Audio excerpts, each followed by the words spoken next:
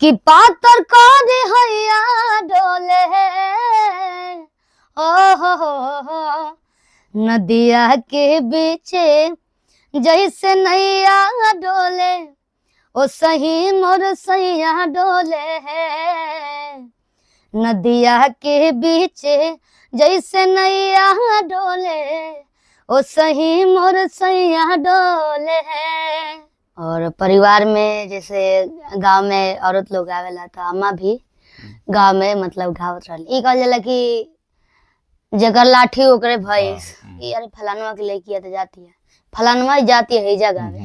तो वो बेरा एक इंसान हमरा लोकल विजय चौहान जी जी हई पैसा देते हैं ड्रेस खरीद ले लेला से हमरा कोनो फायदा नहीं से बड़ी बट हम सही के सहारा ही चला। कौन भी भैया भी देखला तो कहनी कि कार शिल्पिया का बन रे हमरा मिले चार्जर से कहा कहनी पहले 3 गो एथी वाला रहे 3 प्लग वाला तो केहू रहे ना और हमरा गुस्सा आ गई गुस्सा गल हम होत काहे नहीं खे दिमाग में मार लेने हम तीनों घोंप लेने अपने हम सिर में।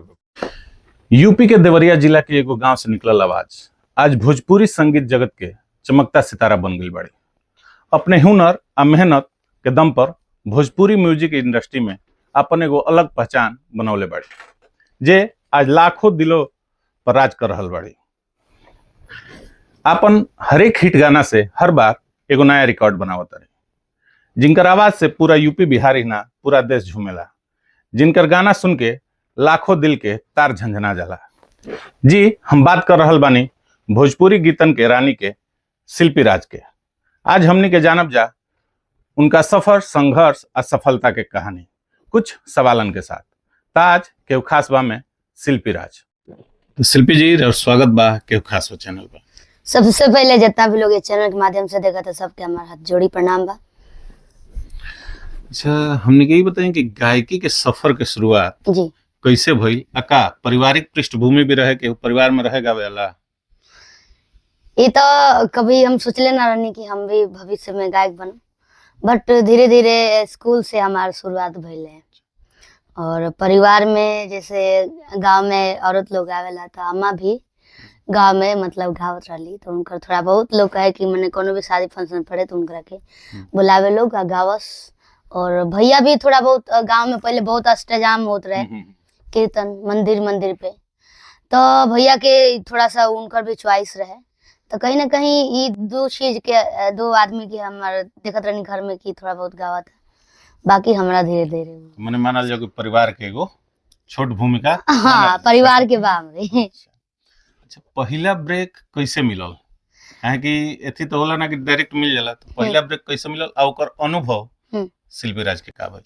पहला ब्रेक देखी अनुभव तो आज भी मतलब आदमी सीखते बा और आए गाना पे अनुभव लेते रहेला बट गाना एगो बहुत सारा गैनी जब हम पटना गईनी 2019 में तो प्रमोद भैया के गाना एगो आयल एल्बम चापाकल देखनी पीड़िया बरत तो वो गाना से कहीं ना कहीं हमरा के जब ये सब गाना एक दिन में 1 मिलियन जाए लगल तो ऐसे हमरा कहीं ना कहीं फायदेमंद। अच्छा आदमी कोनो सफर के शुरुआत करेला तो पीछे से पारिवारिक सपोर्ट चाहेला बिल्कुल। तो शिल्पी राज के सफर में परिवार के कितना सपोर्ट बा। हमारे परिवार के जैसे ये कहल जाला कि जगर लाठी ओकरे भैंस तो एगो मतलब पूरा हमारे परिवार के एकदम खुला सपोर्ट और बस हमरा ये रहे कि जैसे लड़की बानी बट हमरा के लड़का जैसे शुरू से आजादी बा कोनो भी काम करी बस हम कह दी। हाँ परिवार से हमारे पीछे से हाँ सब रेडी। अच्छा माने भरपूर सहयोग। हाँ भरपूर है में कोनो संदेह ही नहीं है। अच्छा हर एक इंसान जब शुरुआत करेला तो ये नहीं है कि एक हाली पहला सीढ़ी चढ़नी आखिरी छत पर पहुंच गया। तो जब शिल्पी शुरुआत के लिए तो वो संघर्ष के दिनन के कोनो ऐसन बात जो अभी तक ले जेहन में दिमाग में बैठल होके ओकरा से शिल्पी नित्य रोज नया एगो अनुभव हासिल करत जाता है।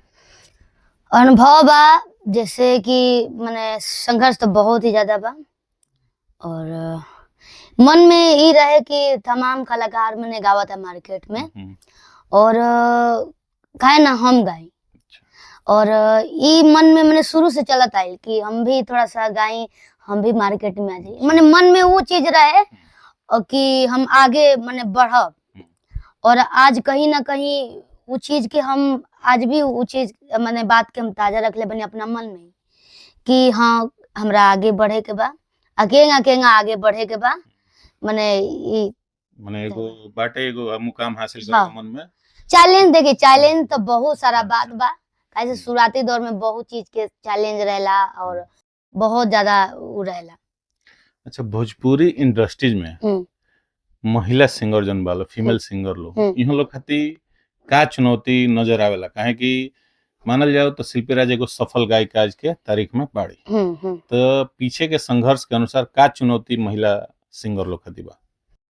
देखिए, पहला नंबर चुनौती तो ये होला कि परिवार के अलावा जब गांव से एगो लड़की बाहर निकलेली तो गांव के सामना जो करे के पड़ेला कि अरे फलानवा की लड़की तो जाती है, फलानवा जाती है एजा गावे, तो ओइजा जो गुटबाजी चलेला औरत लोग के, तो ऊ चीज पहला बहुत ज्यादा अलग किस्म के कि रउआ के मन करे कि जइबे ना करी स्कूल के अलावा जब ये सब आगे बढ़े के एगो लक्ष्य होला तो वो बेरा लगे कि छोड़ देती, काहे से कि संघर्ष है। और संगीत लाइन में जरूरी नहीं कि रउआ तुरंत सक्सेस मिल जाई और नाहियो मिली, क्योंकि 50 साल गुजर जाता, 10 साल गुजर जाता, क्योंकि तुरंत मार्केट में आयल तक क्लिक कर देल। तो लड़की लोग खाती और एक बाद से गांव से भी फेस करके निकला था नहीं तो वह मार्केट में भी लोग के जौन बाटे सपोर्ट, उ सपोर्ट बहुत कम मिलेला। ओकरा खातिर अंदर के हौसला मजबूत और रहुआ जब भी कदम रखी इंडस्ट्री में कोनो भी विषय कोनो क्षेत्र में, तो वह अपन मतलब पढ़ाई कर, नौकरी के क्षेत्र में बानी तो पढ़ाई करी, गायकी के क्षेत्र में बानी तो वह संगीत जरूर सीखी ताकि आपके नोटेशन के सुर के नॉलेज होके के चाहिए। मतलब इंसान के दिल दिमाग से मजबूत हाँ रहे के चाहिए। अच्छा, हर इंसान के गुरु होला, जे एगो सफल हो जाला तो लोग जानल चाहेला कि इनकर गुरु के है, तो शिल्पी राज के गुरु के? हमार गुरु विजय चौहान जी। अच्छा, विजय चौहान जी।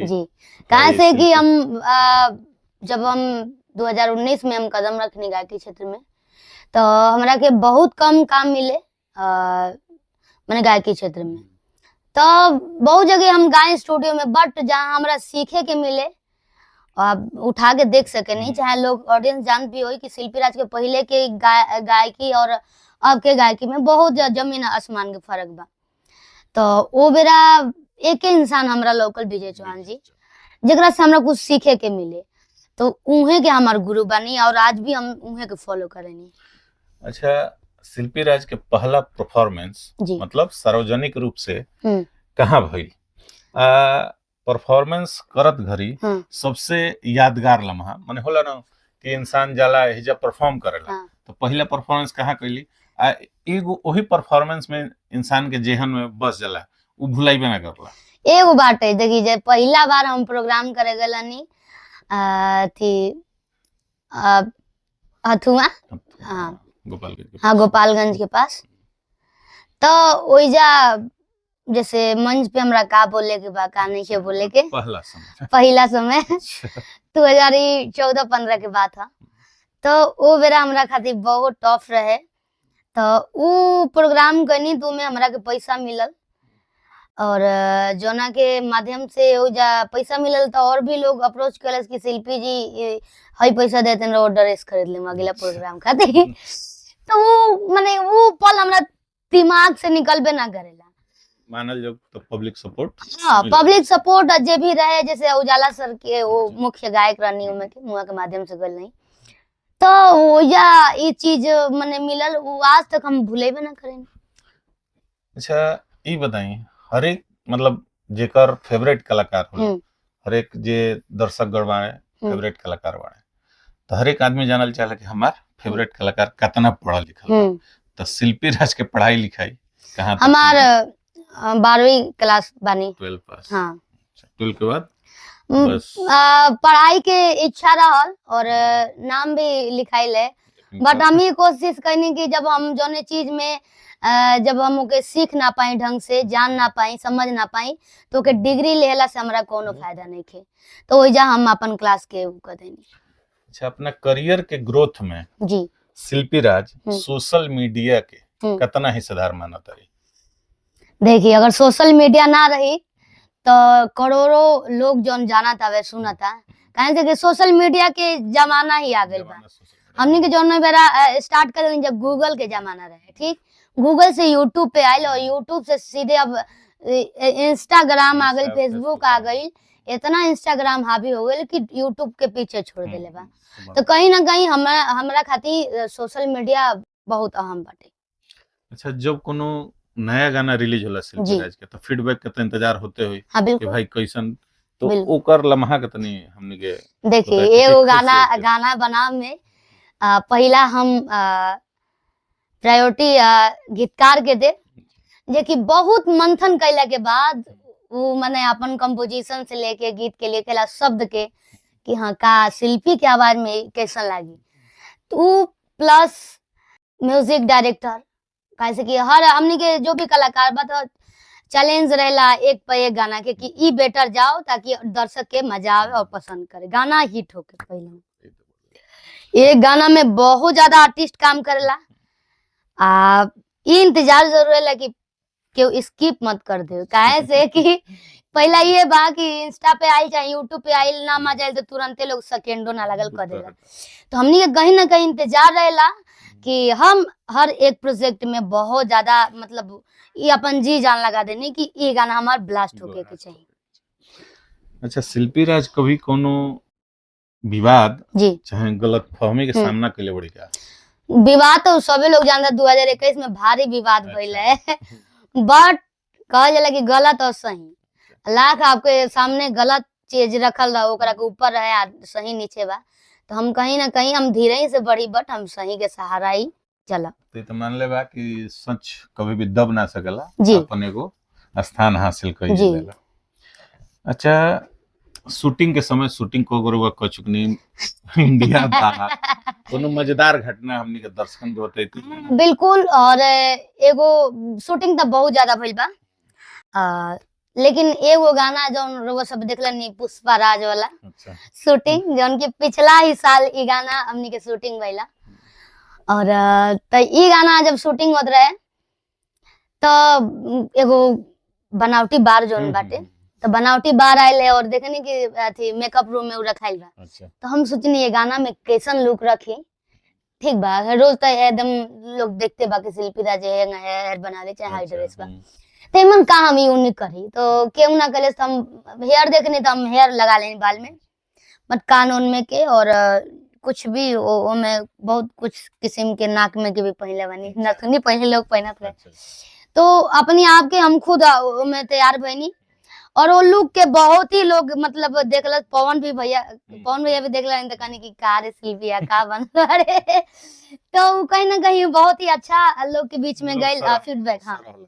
तो वो याद बाटे हमें। अच्छा, भोजपुरी संस्कृति में जी भोजपुरी जो आजकल के संगीत जी ओकर का योगदान देखा तारी शिल्पी, काहे कि रउओ जानत नहीं कि आज के जो संगीत हो गइल बा उस भोजपुरी संस्कृति थोड़ा ना बहुत ज्यादा चेंज हो दबती है। हाँ, तो एकरा के कैसे देखा? देखी, हम तो शुरू से ही अपन मतलब मिट्टी के नहीं छोड़ले, जौन भी गाना रहुआ हमार सुनो, सोलो गाना के बारे में बात करते, कुछ मार्केट के लिए भी गावेला आदमी जौन के डुएट सॉन्ग रहेला, तो हम मिट्टी से जुड़ल बाटे या कहीं ना कहीं पारंपरिक से जुड़ल बाटे जौन की घर घर में आज बाजेला, और हम मार्केट के हिसाब से भी गावनी और अपन जौन सांस्कृतिक बाटे जौन खाटी बाटे देहाती वो पकड़ के, तो हमार दोनों चलेला, और फुल हमार कोशिश बा कि हाँ हम हमेशा मतलब अपन भोजपुरी खातिर एगो बढ़िया छाप छोड़ी कि हाँ अगर बाई दबे हम भविष्य में कबो मान ली बुढ़ापा आ गई तो एगो नाम ली लो कि हाँ शिल्पी राज के गायिका रहे, तो हमरा के बाद में सुने तो मने यादगार है। जैसे आज के तारीख में पुरान भोजपुरी गायक लोग सुनेला जी, जैसे बूढ़ पुराने लोग पसंद हाँ, हाँ, वैसे रहुआ मन में इच्छा बा गेलो। हाँ, काहे ना कि अगर बाई दबे मान ली कि हमने के आगे बानी आज लोग सुनत हवे, तो कहीं ना कहीं लोग इच्छा करेला, अपेक्षा भी करेला कि शिल्पी राज ऐसन गाना मने गावस, तो सब लोग करला। हाँ, तो ई ना एगो हमनी के समाज के आईना भी बनी जा, चाहे लोग अबे सीखत हवे, धीरे धीरे एंट्री भी मारी। तो ई सीख के बाद और हम कोशिश करनी भरपूर कि कुछ अच्छा ही करी, और आज भी अच्छा के प्रयास बा। अच्छा, ये बताइए, भोजपुरी संगीत के क्षेत्र में हम्म महिला कलाकार लोग के जी स्थिति शिल्पी राज के नजर में का बा? बहुत सुंदर बा, काहे से जोन पहिले के स्थिति रहे, और पहिले बहुत फीमेल गायिका कम रहे, और हमू नया जनरेशन के ही बानी नया जनरेशन ज्यादा। हाँ ठीक बा, हमार ज्यादा माने पुराना में याद नहीं के कुछ। तो वो बेरा हम बहुत देखले बानी, जैसे कल्पना दीदी बहनी, हिंदू दीदी बहनी, तो मालिनी अवस्थी दीदी, शारदा सिन्हा मैम, तो ये यहाँ लोग रहनी, ये 4-5 गो। बट आज देखब मैं हम ही जोड़ल चाहत कि जो हमनी के माने हमरा याद बा, जैसे उतना माने जहां तक कि हमनी के जोन भोजपुरी फिल्म बनत रहे पहले, तो बॉलीवुड के सिंगर जैसे अनुराधा पौडवाल रहली, लता मंगेशकर वगैरह भी भोजपुरी पहले बड़ी वैसन सिंगर लोग ना रहे। और आज के तारीख में जैसे एगो शिल्पी राज भाई बढ़ले बड़ी, कल्पना पटवारी बढ़ले बड़ी, माने अच्छा खासा गायक लोग आइए गइल बा। तो ये बा कि आजकल तो देखते हर एक लोग, बहुत सारा गायिका लोग बा, और सब लोग खातिर बढ़िया बा, सब लोग गावत बा, अपन संगीत के आगे ले जाता। आज शिल्पी राज एगो सफल गायिका बन गई बड़ी, एकरा पीछे के सबसे बड़ा कारण, सफल इंसान हो जाला तो ओकरा नजर आवेला पीछे के, पास्ट में जाला तो ओकरा नजर आवेला हाँ भाई ऐसे भइल चाहे हई भइल, तो हम आज एगो सफल मुकाम पर बानी। तो का बा सफलता के कारण? देखी नहीं के मालूम कि हम सफलता मिल गइल बा हमके। अच्छा, काहे से कि आज भी हम स्ट्रगल ही करता नहीं ना, हम देखे नहीं कि जैसे आवे से पहले रिसर्च करनी चाहे थी करनी, तो लोकल की शिल्पी राज के नियर अबाउट हर एक जोन सॉन्ग बा, वीडियो सॉन्ग चाहे जोन सॉन्ग 50 मिलियन एबव 50 मिलियन के जाता।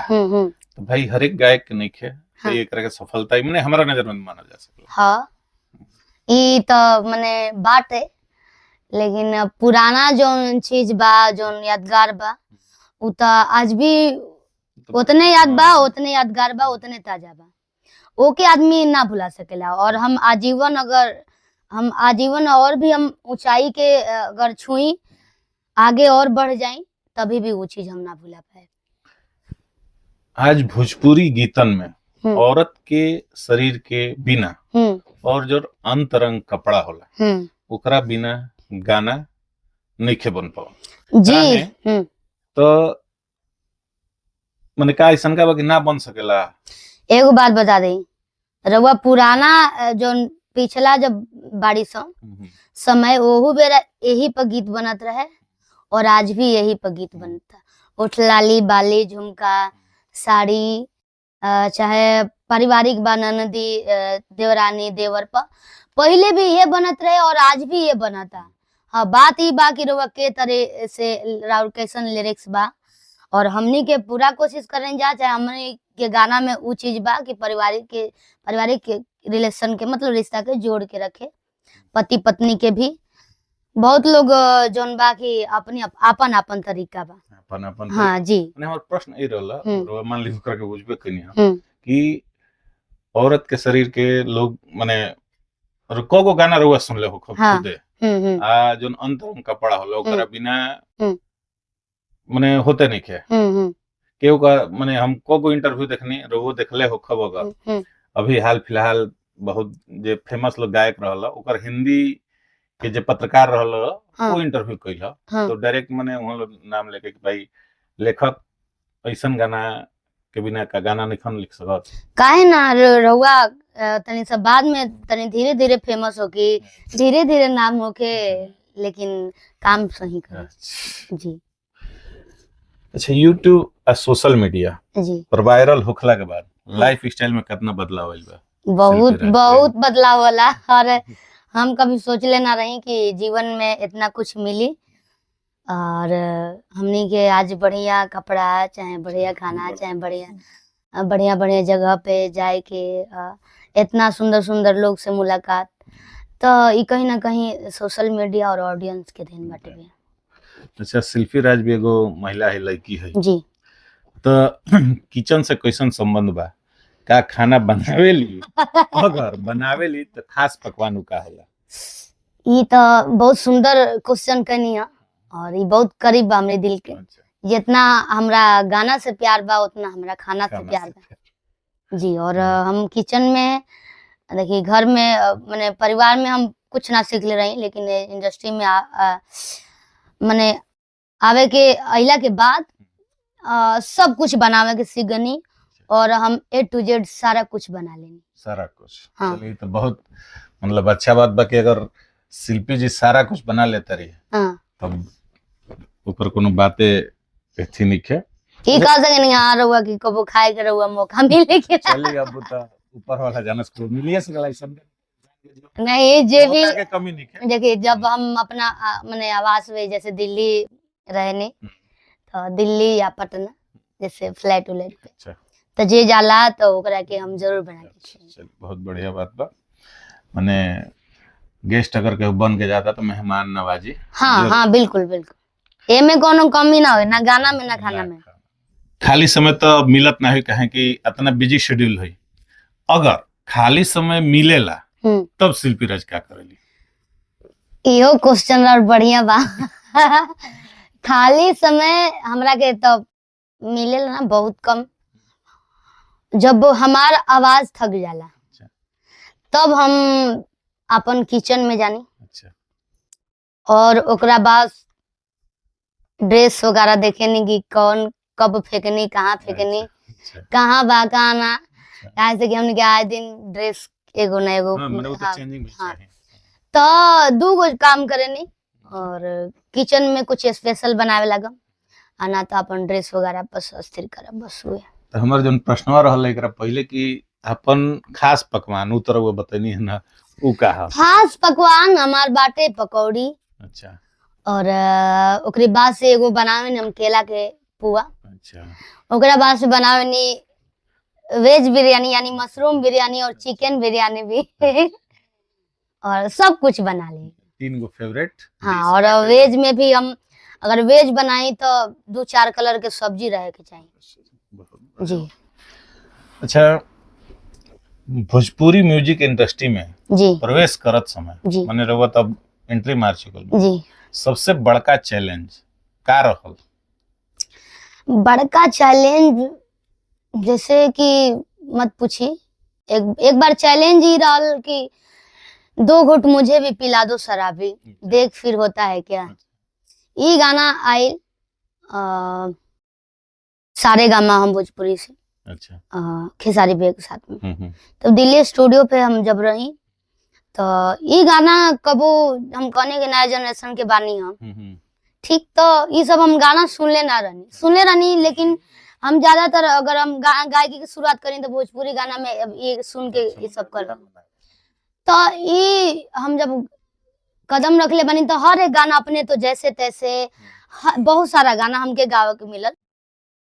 तो ये गाना आयल है तो हमरा से मुश्किल होके कंपोजिशन पकड़े में। और चौहान जी रिकॉर्डिंग पे मतलब बैठल आनी तो वो बोले कि तुमसे तो हो ही नहीं रहा है, सच में हमसे ना होत रहे। एक खातिर हमरा बहुत चैलेंज रहे और एक दिन मने ना भई, 2-4 घंटा ना भई, कोशिश करनी तो हमरा खीस बढ़ल कि हमरा से होत काहे नहीं की। अगर हम आगे बढ़ल बानी तो यही से लोग बढ़ेले बा कि शिल्पी राज के अच्छा मने गावेली अच्छा। तो बट ये होत काहे नहीं की, अगर हम इतना अच्छा गावे नहीं तो ये गाना हमसे काहे नहीं होत। तो ओ बेरा हम बहुत ज्यादा मने दिक्कत में। तो चार्जर हमरा मिलल, चार्जर से का करनी पहले 3 गो अथी वाला रहे 3 प्लग वाला, तो केहू रहे ना और हमरा गुस्सा आ गई।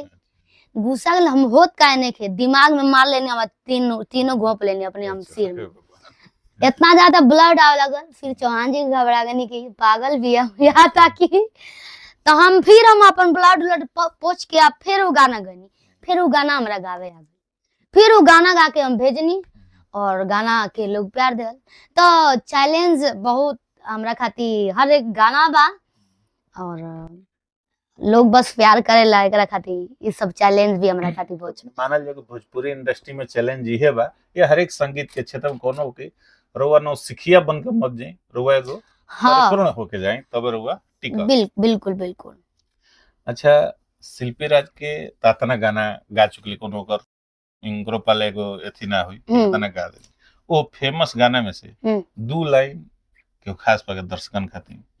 देखिए फेमस तो बहुत सारा गाना भाई, बट जो ना गाना से माने दुनिया में नाम हो गए शिल्पी राज के, वो गाना के हमें कई गाना के नाम दे। कि पातर को दे हैया डोले हो नदिया के बीचे जैसे नैया डोले ओ सही मोर सैया डोले है। नदिया के बीचे जैसे नैया डोले ओ सही मोर सैया डोले है। हम पास में बानी गाना सुनत नहीं ए सिंगर के माने हमार जो अभी तक हम भी बहुत स्टूडियो जैसे पढ़ाई के दौरान आदमी देखला सेथी कइला कोनो auto tune not any kind of माने कोनो हेथी के जरूरत नहीं के, बस माइक थमा दी बस शिल्पी राज बहुत बड़े। अगर कबो राजनीति में कहाव कि आवा शिल्पी राज तो कजई हैं। देखी हमनी के केहू बुलवले नहीं खे, गायकी में भी केहू बुलैले नहीं खे, न्योता ना देबे गल कि शिल्पी राज आवा गावा, ठीक। अगर केहू अगर हमरा के राजनीतिक में न्योता देता तो न्योता पुरावे की भी हम इच्छा करता नहीं। माने एक तरीके से मानल जाओ तो शिल्पी राज के भी दिल्ली तमन्ना बा केहू अगर बुलावल जाई तो भाई दबे इच्छा हमू रख। आजकल एकरा मानल जाओ ट्रेंड चल गइल बा कि जो फेमस बा फेमस ही हम ही मानब ओकरा के जरूर एक बार मौका लोग देता। आवे वाला चुनाव भी बा हमनी के उत्तर प्रदेश में। अच्छा, गाना के चुनाव करत समय शिल्पी राज का देखली, लिरिक्स, निर्देशक के सुझाव या बीट? लिरिक्स देखेनी। लिरिक्स में मतलब वर्ड समझ में आवे चाहिए और हमरा पहले समझ में आवे चाहिए। अगर हम गाना के गाओ तनी तो हमरा अगर समझ में आ गए तो कहीं ना कहीं ऑडियंस के भी समझ। अच्छा, का कबो मन करला कि सब कुछ छोड़ो भागो शांति जगह खोजा? एक बात बता दी कि ई हमारे मन में कहीं नहीं खे, शरीर में कोनो अंग में ई चीज नहीं खे हमरा। हम अगर हम चल जाए दुबई भी चल जानी, अगर हम शो के दौरान जाने जा या बैंकॉक वगैरह बहुत सारा जगह गल बन जाए तो हम अनुभव कैले बनी कि ओ ये जाता नहीं तो हम खूब ज्यादा मस्ती करी, बट ई हमरा अंदर नहीं खे मस्ती करे वाला। हम चाहे कि दिन रात गाना गावल करे, संगीत लाइन में जो चले माने संगीते दुनिया बा। हाँ, हमार संगीत दुनिया बा, ए में हर चीज हर सब कुछ मिल जाला, खुशी के पल, गम के पल, चाहे हंसी मजाक सब कुछ। अलावा कौन दुनिया नहीं। अच्छा, बॉलीवुड में का कबो माने अभी ले हमरा तो नहीं पता, चाहे दर्शक गण के भी नहीं पता, कबो ऑफर आइल बा गावे के गाना? बॉलीवुड खाती आइल है एगो गाना रहे तू हिला दे जो पतले कमरिया तो चखा जाम हो जाए, तो ये गाना हम गईले रही, ठीक बा। तो ये आवाज में कल्पना दीदी के भी मैंने गवाल गए, मालिनी अवस्थी दीदी के भी और हमरा के। तो हम कहने की अच्छा तो लागल कल्पना दीदी वाला आवाज, तो हम गा के भेजनी, फाइनल भी हो गई। बट मालिनी अवस्थी दीदी की आवाज में वो गाना रिलीज भई, तो हमरा मन में ये रहा कि हमार ना भई लेकिन कल्पना दीदी की हो जाए चाहत रहे। हाँ। अच्छा, कबो कोलैबोरेशन करे के माने अगर ऑफर आओ बॉलीवुड या भोजपुरी इंडस्ट्री से, दोनों इंडस्ट्री की हम बात करते हैं, तो शिल्पी राज के सबसे फेवरेट के बा ओकरा संगे कइल छी कोलैबोरेशन? देखिए, फेवरेट तो कुमार सानू जी हैं, बट हम कोलैबोरेशन कल जाब हनी सिंह बाजी के साथ। चलिए, हनी सिंह जरूर मौका मिलिए भोजपुरी में। हाँ उनके साथ करना चाहते हैं भोजपुरी में। भोजपुरी में तो के साथे नहीं की गईले। सबके संगे होइए चुकल जी बा। चलिए, अच्छा जोन युवा कलाकार गायक चाहे जे भी आज के डेट में इंडस्ट्री में कदम रखल चाहता, ओकरा के शिल्पी राज का सलाह दिए कि भाई हई हई टेक्निक अपनावा, ऐसे करो तब एगो सफलता भी हासिल कर हाँ, सकला। देखिए ज्यादा अगुताए के नहीं खे और छोटा छोटा सीढ़ी चढ़ के आवे के बा। भाई देवे बहुत जल्दी लोग के सक्सेस मिल जाला तो वो पछेला ना ढेर। ई तो बात सही। और कहीं ना कहीं अगर हमरा के जे देखत हो कि शिल्पी राज बहुत आगे बढ़ गई बड़ी, बहुत जल्दी आगे बढ़ बड़ी, तो ये सब रउआ सबके भूल है। काहे से कि हम जो ना स्ट्रगल से गुजरल बानी वो बता ना सकेनी, और वो बतावला से भी वो हल्का ना हो सकेला, वो आसान लगी रउआ सबके। तो रउआ सब जब भी आई इंडस्ट्री में कदम रखी तो सीखी थोड़ा बहुत, 2-4 साल सीखी, 10 साल सीखी, चाहे बढ़िया से सीखे के बाद 2 साल सीख ली, ठीक।